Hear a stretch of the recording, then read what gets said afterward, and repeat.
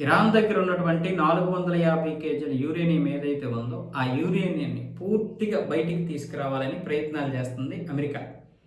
ఇక ఎప్పటికీ అమెరికాకి, ఇజ్రాయిల్కి, గల్ఫ్ దేశాలకి ఇరాన్ నుంచి ప్రమాదం ఉండకూడదు అంటే అక్కడ ఉన్నటువంటి అణ్వాయుధాలు తీసుకురావాలి. అణ్వాయుధాలు తయారు చేయలేదు కాబట్టి యురేనియమే తీసుకురావాలి. శుద్ధి చేసింది, శుద్ధి చేయనటువంటి ఆ 450 కేజీల యురేనియం తీసుకొస్తే ఇక ఎప్పటికీ కూడా ఇరాన్ మన మీద దాడి చేయలేదు, చేసినా పెద్దగా ఆ తీవ్రత ఉండదు అన్న విధంగా అమెరికా ప్లాన్ చేసింది. దీనికి గల్ఫ్ దేశాలు కూడా ఓకే చెప్పాయి. అయితే ఇప్పుడు ఈ యొక్క యురేనియం తీసుకురావడానికి భారీ మిలిటరీ ఆపరేషన్ చేపట్టింది. ముఖ్యంగా ఇస్ఫహాన్, అక్కడే ఈ అణు కేంద్రాల కింద భూమార్గంలో దీన్ని దాసింది అని అమెరికా అనుమానం చెందుతుందట. ఈ నివేదికలో వచ్చినటువంటి ఇన్ఫర్మేషన్ ప్రకారం కొన్ని వేల మంది శిక్షణ పొందినటువంటి ఈ సైనికులు ఇక్కడికి చేరుకోవడానికి తీవ్రంగా ప్రయత్నాలు జరుగుతున్నాయి. ఇప్పటికే దానికి సంబంధించినటువంటి ఆపరేషన్ స్టార్ట్ అయిపోయింది అని కొంతమంది అమెరికాలో ఉన్నటువంటి మాజీ జనరల్స్ కూడా చెప్తున్నారు ఈ విషయాన్ని. ఇదేమి అసాధ్యమైతే కాదు, కాకపోతే ప్రమాదం, సైనికులకు కూడా ప్రమాదం ఏర్పడవచ్చు. అందుకే IAEA ఆధ్వర్యంలోనే దీన్ని బయటికి తీస్తే మంచిది అని వాళ్ళు సలహాలు చెప్తున్నారు. అయితే ఇప్పుడు ట్రంప్ ఏంటి, అక్కడ డైరెక్ట్గా ఒక రన్వే ఏర్పాటు చేయాలి.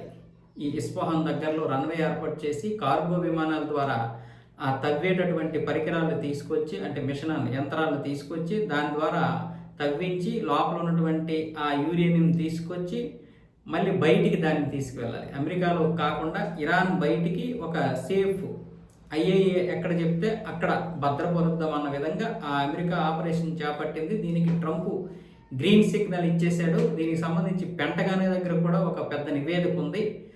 ఆ నివేదిక సంబంధించి పెంటగాన్ కూడా ఓకే చెప్పింది అంటున్నారు. దీనికి సంబంధించి కరోనా లిమిట్ ఉంది కదా, వైట్ హౌస్ సెక్రటరీ, ఆవిడ్ని ప్రశ్నలు అడిగితే ఆ నివేదిక ట్రంప్ దగ్గర ఉంది తప్ప దీనికి ఆయన ఇంకా గ్రీన్ సిగ్నల్ ఇవ్వడం లేకపోతే జరుగుతుంది, జరగాలి అలాంటిది ఏం చెప్పలేదు. ఆయన జస్ట్ ఆయన దగ్గర ఉంది అంతవరకే, ఆయన ఎక్కడ కూడా గ్రీన్ సిగ్నల్ ఇవ్వలేదని చెప్తుంది. అంటే వాస్తవమే, ఈ నివేదికలన్నీ కూడా చెబుతున్నటువంటి వాస్తవాలు. కరోనా లిమిట్ మామూలుగా కొట్టి పారేస్తుంది, అదంతా కూడా ఏం లేదు, అదంతా ట్రాష్, అలాంటి ఆపరేషన్ ఎవరైనా చేపడతారా అనేసింది చేయకపోతే.